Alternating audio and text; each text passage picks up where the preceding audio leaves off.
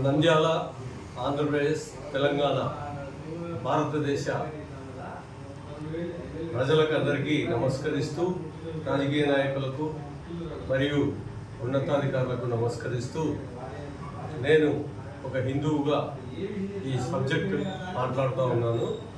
ఒక 2-3 రోజుల క్రితము మన త్రిపుల్ దర్శకుడు రాజమౌళి అతని వ్యాఖ్యలను చాలా ఇబ్బంది పడుతూ విని బాధతో మాట్లాడుతున్న ఈ విషయము, రాజమౌళి నువ్వు ఈ దేవతల సినిమాలు తీస్తూ దానిపైన సంపాదనను నువ్వు అనుభవిస్తున్నావు, కడుపుకు తింటా ఉన్నావు.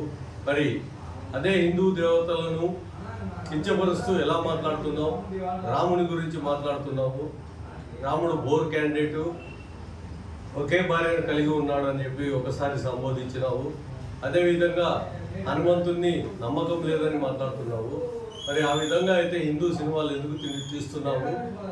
ఆ హిందువుల సినిమాలు దేవుళ్ళపై డబ్బు సంపాదిస్తూ ఎలా బ్రతుకుతున్నావు? నువ్వు ఒక దరిద్రునివి. ఈ హిందూ జాతి మీద నీకు నమ్మకం లేనప్పుడు హిందూ సినిమాలు తీయొద్దు. అదేవిధంగా మహేష్ బాబుకు వారి తండ్రి కృష్ణ గారికి నేను అభిమానిని అయినా కానీ నాకు బాధ కలిగి నేను ప్రజలకు, మహేష్ బాబు అభిమానులకు ఒక విధంగా సారీ చెప్తూ ఈ సినిమా చూడకుండా ఫ్లాప్ చేయమని కోరుతున్నాను. మహేష్ బాబు గారు ఈ సినిమా కాకుంటే ఇంకో సినిమాలో మంచిగా అతని సినిమాలు హిట్ చేసి చూసుకున్నాము. ఈ విధంగా మాట్లాడే వారికి బుద్ధి రావాలంటే ఖచ్చితంగా మనం సినిమాను ఫ్లాప్ చేయాలి. అదేవిధంగా ఈ సినిమాకు పెట్టుబడి పెట్టిన నిర్మాతకు డబ్బులు వచ్చేసి రాజమౌళి దగ్గరనే వసూలు చేసి ఇవ్వాల్సిందిగా కోరుతున్నాను.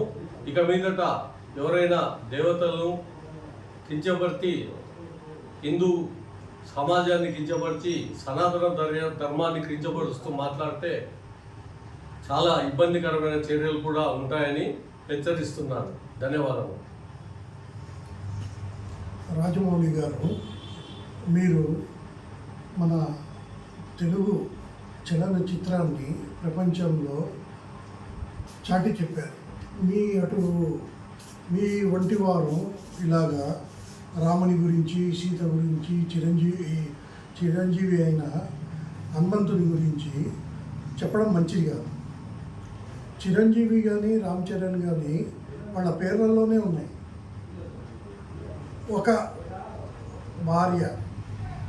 ఒకే భార్య ఉందని శ్రీరాముడిని కించపరిచింది.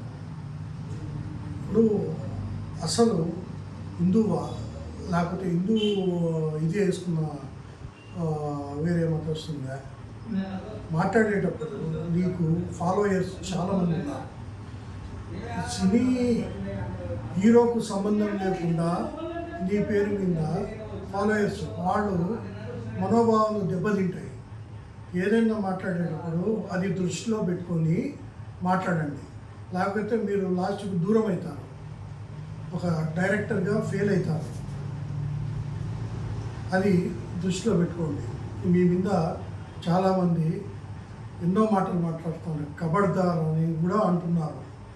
అది దృష్టిలో పెట్టుకొని ఇంకోసారి మీరు మాటను బయటికి వచ్చేటప్పుడు చాలా జాగ్రత్తగా మాట్లాడండి.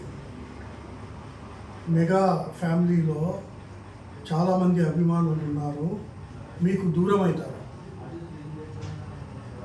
జై హింద్, జై శ్రీరామ్, జై హనుమాన్.